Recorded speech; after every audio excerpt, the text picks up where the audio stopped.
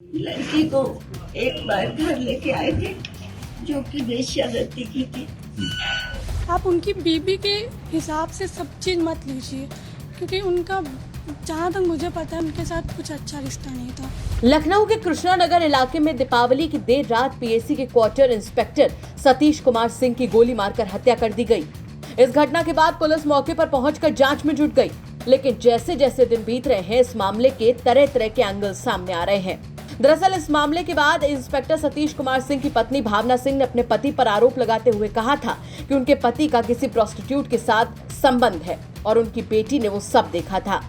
भावना सिंह ने यहाँ तक दावा किया था कि अगर वो उस महिला को देखेंगी तो पहचान जाएंगी। इतना ही नहीं, उन्होंने कहा था कि उनके ससुर का एक घर श्रृंगार नगर इलाके में है और वहाँ रहने वाली लड़की के साथ उनके पति का अवैध संबंध था। लड़की को एक बार घर लेके आए थे जो कि वेश्यावृत्ति की थी। उसको मेरी बच्ची ने घर में लाते हुए देखा और उसने मुझे बताया, तो मैंने उसको पकड़ा तो ये घर वालों ने सबने मुंह बंद कर दिया कि बताना नहीं किसी को। तो इस तरह की घटनाएं कई सारी हुई थी। तो कब हुई थी ये घटना? कब हुई थी? करीब जनवरी में हुई थी।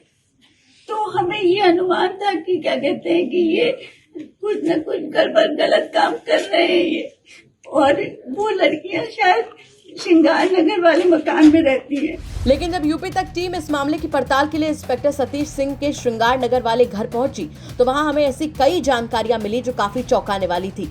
इंस्पेक्टर सतीश कुमार सिंह की पत्नी ने जिस लड़की पर संदेह जताया था वो हमसे बात करने के लिए आगे आई। लड़की ने हमें बताया कि इंस्पेक्टर सतीश कुमार सिंह की पत्नी का किसी और शख्स के साथ रिश्ता था और अक्सर 10-90 चौराहे के पास वो मिलते थे। जिस बात की जानकारी इंस्पेक्टर सतीश कुमार सिंह को लग गई और उनके रिश्तों में खटास आ गई।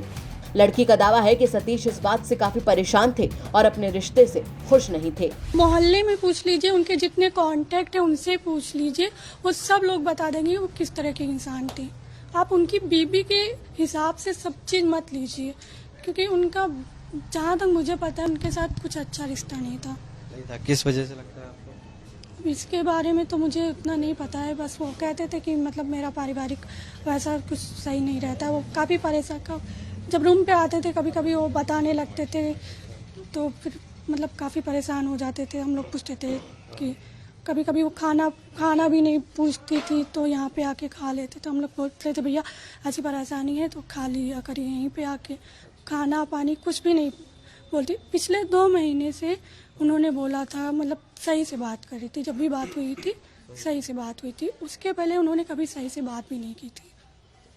कोई और भी शख्स है लगता है आपको, इस वजह से भी लड़ाई झगड़ा होता था उनके बीच में?